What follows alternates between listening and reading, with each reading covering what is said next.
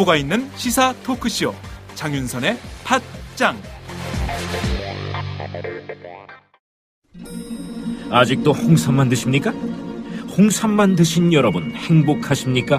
살림살이 좀 나아지셨습니까? 이제 마카 산삼을 드십시오. 마카 산삼. 잉카인들이 즐겨 먹었던 남미 페루의 산삼. 인체에 꼭 필요한 31가지 미네랄과 18종의 아미노산을 함유한 천연 종합 영양제. 세계적인 슈퍼푸드로 인정받아 전 세계가 열광하는 그것. 바로 마카입니다. 페루의 마카와 우리나라의 산삼을 하나로 만들었습니다. 마카 산삼. 이게 다가 아닙니다. 20년 경력 전문가의 자문을 받아 우리 몸에 좋은 11가지 원료까지 하나로 만든 건강 푸드. 마카 산삼. 이제 홍삼 가격으로 마카 산삼 드십시오. 와, 이거 남자한테 딱이네. 딱이야. 애미야, 나한테도 딱이구나. 엄마, 나도 마카산삼! 나도! 검색창에 마카산삼 또는 영한네이처를 검색하세요. 영한네이처 마카산삼이 답입니다. 마카산삼을 꼭 기억하세요. 우주에서 마카와 산삼을 하나로 만든 회사는 영한네이처가 유일합니다. 유사 검색어 회사에 주의하시고 영한네이처를 꼭 확인하세요.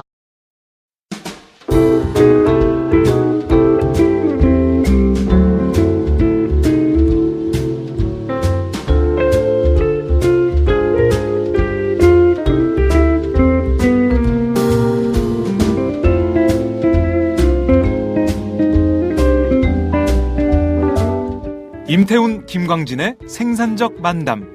인권의 정치.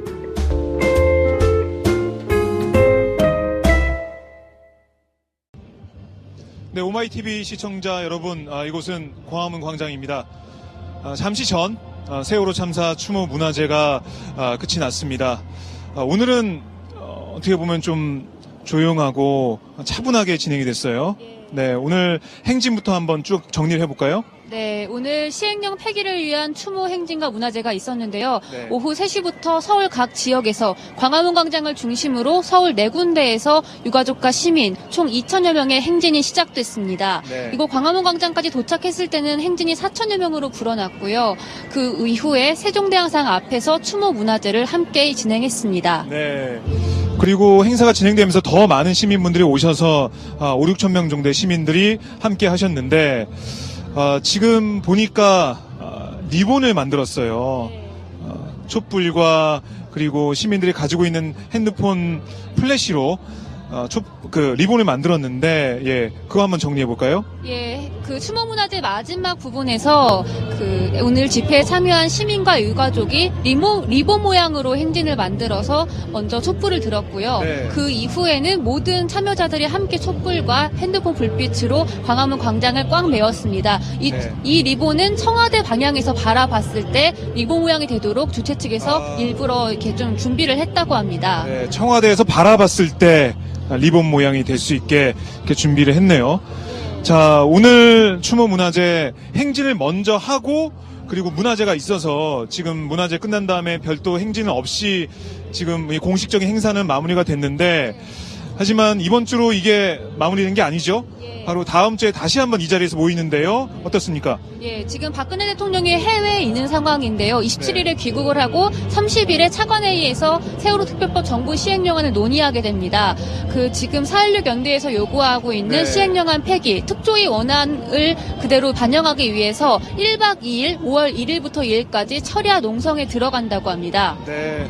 지금은 박근혜 대통령이 청와대에 없지만 27일에 귀국하기 때문에 5월 1일에는 박근혜 대통령이 청와대에 있죠. 그래서 박근혜 대통령의 답을 요구한다는 건데, 자, 많은 시민분들이 함께 해주셔야 이 세월호 참사 진상 규명을 위한 시행령이 바로 잡아질 것 같습니다. 오마이TV에서는 계속해서 시민분들과 유가족분들과 함께 시행령안 폐기 요구하는 모습을 계속해서 생중계로 보내드리겠습니다. 네, 곽승희 기자 잘 들었습니다. 네. 네, 곽승희 기자한테 오늘 행사 그리고 다음 주에 있을 행사에 대해서 말씀을 들었고요. 오늘 저희가 임태훈 군인구센터 소장과 함께 여러 가지 얘기를 나눠봤고, 또 방금 김관진 새정치민주연합 의원도 이 현장에 왔습니다. 잠시 얘기를 나눠보겠습니다. 안녕하세요. 어서 오세요. 안녕하세요. 네, 이렇게 네, 왜 이렇게 늦게 오셨어요? 예, 순천에 있다가요. 네. 급히 올라왔습니다. 급히 올라오셨어요? 예, 네. KTX 타고. 네, 알겠습니다. 저희가 장윤선의 팟짱에서 스튜디오에서 어떻게 보면은 꽉 막힌 곳에서 방송을 하다가 이 광화문 광장에 나왔습니다. 많은 시민분들이 촛불을 들고 휴대폰을 들고 플래시를 비치는 같이 마음을 모으는 현장에 와서 더 뜻깊은 것 같은데 의원님 어떤 마음으로 여기까지 달려오셨습니까? 사실은 전 이렇게 빨리 끝날 줄 모르고요.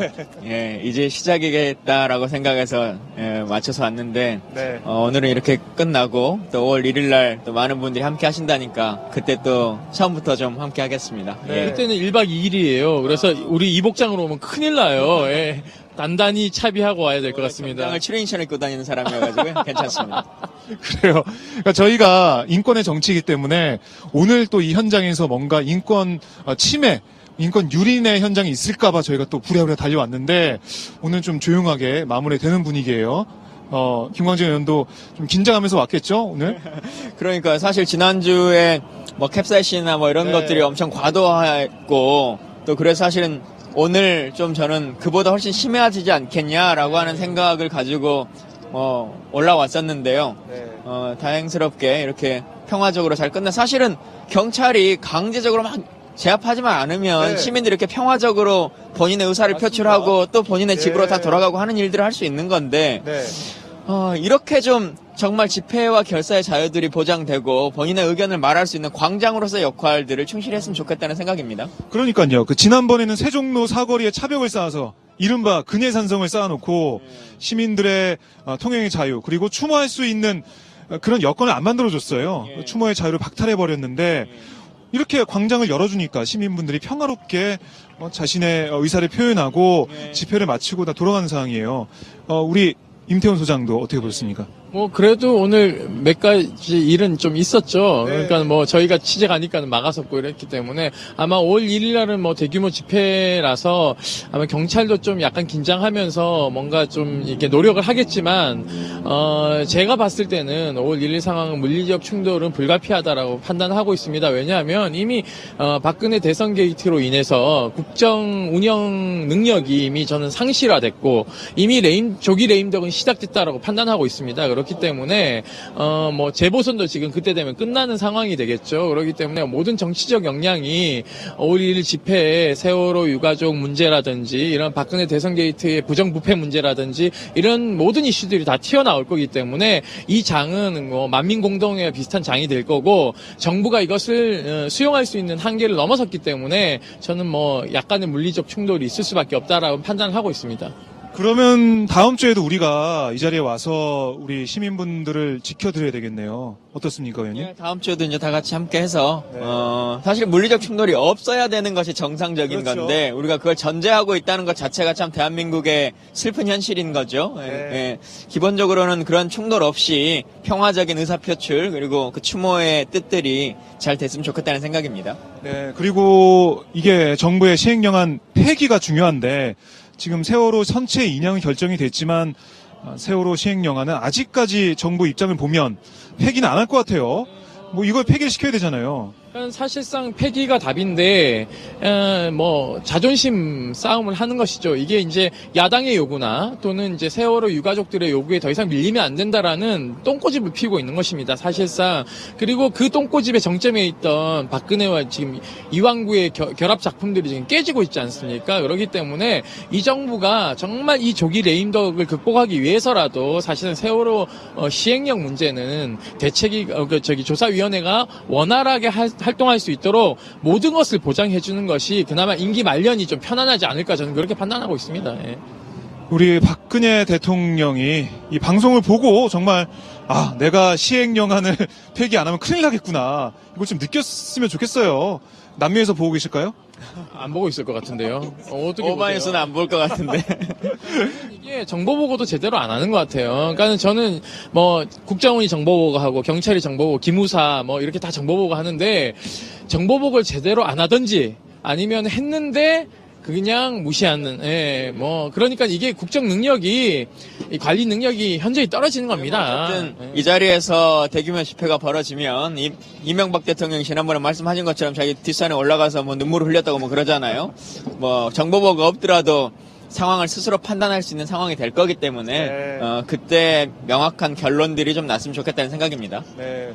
그리고 또 이제 국민 여러분들께서 야당이 좀 더 힘 있는 목소리, 또 강한 입장을 표명해야 된다, 이런 말씀도 많이 하세요. 왜냐하면 세월호 특별법을 뒤엎은 그 시행령안이 어떻게 보면 입법부의 권능을 침해한 거잖아요. 이런 면에서 좀 더 강한 목소리 내고 세월호 시행령안 폐기된다, 이런 얘기 좀 강하게 해야 될 것 같은데 어떻습니까? 사실은 뭐 저도 원내대책 회의에 참여하는 멤버입니다만은 항상 얘기하고 그 주장을 펴고 있습니다만 언론이 크게 지금 다루지 않고, 또 사실 국회에서는 지금 선거 문제로 많은 이슈들이 있기 때문에 근데 이제 4.19 보궐선거 끝나고 나면 아까 임태훈 소장 말씀하신 것처럼 정치적인 이슈들이 크게 있는 게 아니기 때문에 아마 이쪽으로 다 집중돼서 이야기들이 되지 않겠냐 싶습니다. 알겠습니다. 저희 또 새정치민주연합, 그리고 야당들의 어떤 힘 있는 그런 목소리, 또 강한 그런 야당의 모습 저희가 지켜보겠고요.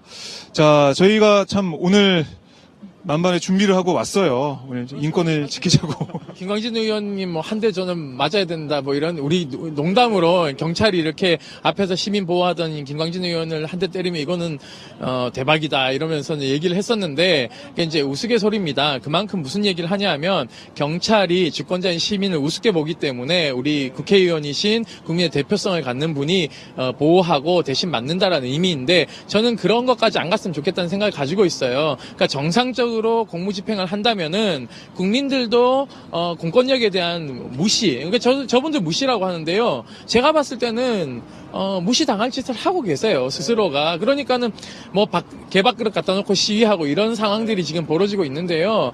그렇게 안 하려면 스스로 셀프 개혁을 해야 되고, 그것이 도저히 안 된다면 저는 장래에 우리가 경찰서장하고 지방경찰서장도 선출직으로 바꾸고, 그리고 강력하게 감시할 수 있는 옴부즈만 제도도 만들어서 국회도 감시하고 선출된 사람을 통해서 문민통제도 하는 그런 제도들도 좀 마련해 주시죠. 예, 저희가 집권해서 꼭 하겠습니다. 약속하셨어요. 예. 집권하면. 예. 예. 직권을 약속해 주세요.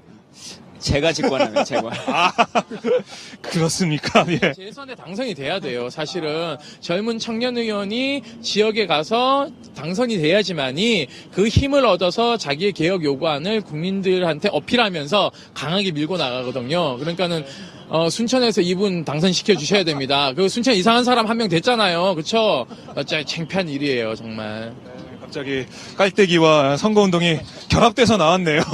사실 근데 4.19 보궐선거가 있는데 뭐 꼭 저희 당을 찍어달라 이런 의미를 말씀드린 건 아닙니다만 어쨌든 그 선거 결과에 따라서 이런 현재의 전국의 아젠다들, 특히나 세월호 관련한 이 이슈들, 그리고 박근혜 게이트와 관련한 이슈들이 박근혜 대통령에게는 면죄부가 될 수도 있고 면피가 될 수 있는 상황이기 때문에 관련한 투표에도 어쨌든 주권자로서 할 수 있는 가장 큰 선택이라고 하는 것이 투표하시는 거거든요. 그래서 그걸 좀 명확하게 잘 해주셨으면 좋겠다라고 하는 생각입니다. 저는 걱정이 되는 게 야당이 좀 약간 지거나 좀 지게 되면 이게 이제 이완구 총리와 그리고 홍준표 도지사 정도 정리할 겁니다. 검찰은 지금 검찰이 왜 이 박근혜 대선 게이트에서 소위 말해서 뇌물 받았다고 하는 부패 관료들을 왜 소환 안 하냐 하면 이 지금 재보궐선거를 보고 있는 겁니다. 여기서 승패가 어떻게 되느냐에 따라서 아마 이제 순서를 나눠놨을 겁니다. 야당이 압승을 하게 되면 모조리 소환,